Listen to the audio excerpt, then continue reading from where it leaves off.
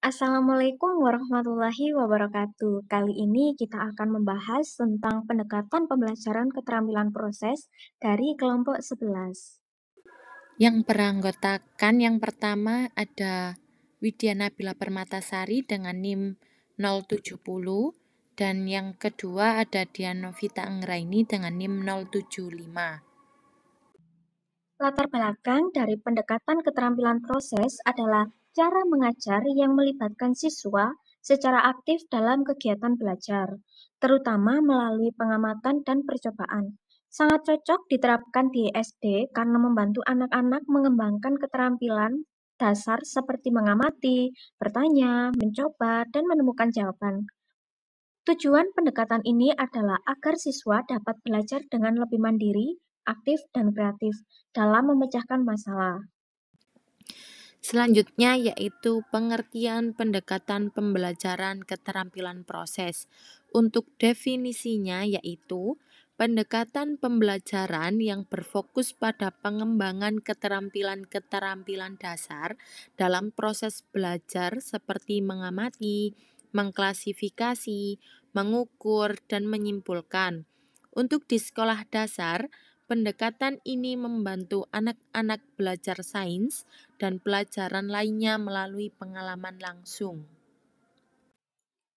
Keterampilan proses dasar untuk siswa SD. Yang pertama, mengamati. Siswa belajar memperhatikan hal-hal di sekitar mereka, contohnya mengamati pertumbuhan tanaman atau melihat bentuk-bentuk benda di kelas. Yang kedua, mengklasifikasi. Siswa belajar mengelompokkan benda berdasarkan sifat-sifatnya. Contohnya mengelompokkan benda berdasarkan warna, bentuk, atau ukuran. Yang ketiga, mengkomunikasikan. Siswa diajarkan cara menceritakan apa yang mereka amati dan lakukan. Contohnya, menyampaikan hasil percobaan secara lisan atau melalui gambar. Dan yang keempat, menyimpulkan. Siswa belajar membuat kesimpulan sederhana dari kegiatan yang mereka lakukan. Contohnya, kesimpulan dari eksperimen air yang menguap setelah dipanaskan. Untuk selanjutnya yaitu contoh penerapan di kelas SD. Untuk yang pertama ada pelajaran sains. Dengan siswa melakukan percobaan sederhana seperti menanam biji kacang di pot dan mengamati pertumbuhannya setiap hari. Untuk yang kedua ada pelajaran matematika dengan mengukur panjang atau tinggi benda di kelas dengan penggaris. Untuk yang ketiga ada pelajaran bahasa Indonesia dengan membuat cerita atau laporan sederhana tentang apa yang mereka amati di sekitar sekolah. Untuk yang keempat ada pelajaran IPS dengan mengamati lingkungan sekitar sekolah dan menggambarkan perbedaan antara desa dan kota. Selanjutnya, ciri-ciri pendekatan keterampilan proses di SD. Yang pertama, aktif. Siswa belajar dengan cara melakukan aktivitas langsung seperti bereksperimen, mengamati, dan berdiskusi. Yang kedua, berbasis pengalaman. Pembelajaran dihubungkan dengan pengalaman nyata sehari-hari yang dekat dengan dunia anak-anak. Yang ketiga, belajar mandiri. Siswa diajarkan untuk mencari jawaban sendiri dengan cara bertanya dan mencoba. Dan yang keempat, kolaboratif. Siswa sering bekerja sama dalam kelompok untuk saling berbagi ide dan tugas. Selanjutnya, manfaat pendekatan keterampilan proses di SD. Yang pertama, meningkatkan pemahaman, seperti siswa lebih mudah memahami konsep-konsep yang diajarkan karena mereka terlibat langsung dalam kegiatan belajar. Yang kedua, melatih kemandirian, seperti siswa belajar untuk menemukan jawaban atas pertanyaan mereka sendiri melalui observasi dan percobaan. Yang ketiga, membangun kreativitas, seperti siswa diajak untuk berpikir kreatif dan mencari solusi atas masalah yang dihadapi.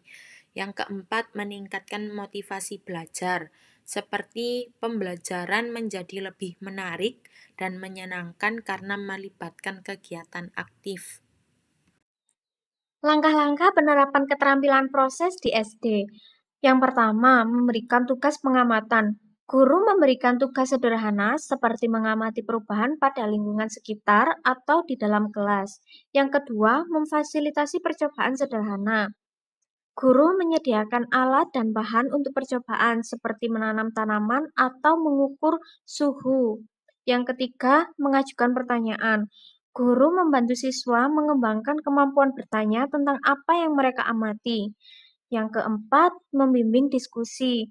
Guru mengajak siswa untuk berdiskusi hasil pengamatan atau percobaan mereka. Selanjutnya yaitu tantangan penerapan di SD. Yang pertama ada waktu yang terbatas, seperti keterbatasan waktu kadang menjadi kendala dalam melakukan percobaan atau eksperimen. Yang kedua ada sumber daya, seperti tidak semua sekolah memiliki alat dan bahan yang memadai untuk melakukan percobaan. Yang ketiga ada perbedaan kemampuan, seperti siswa memiliki tingkat pemahaman dan keterampilan yang berbeda, sehingga butuh pendekatan individual. Kesimpulannya, pendekatan pembelajaran keterampilan proses sangat cocok diterapkan di tingkat SD karena membantu siswa belajar melalui pengalaman langsung. Melalui pendekatan ini, siswa tidak hanya menghafal konsep, tetapi juga memahami cara kerja konsep tersebut dalam kehidupan sehari-hari. Guru perlu kreatif dan menerapkan metode ini menyesuaikan dengan kondisi kelas dan kebutuhan siswa.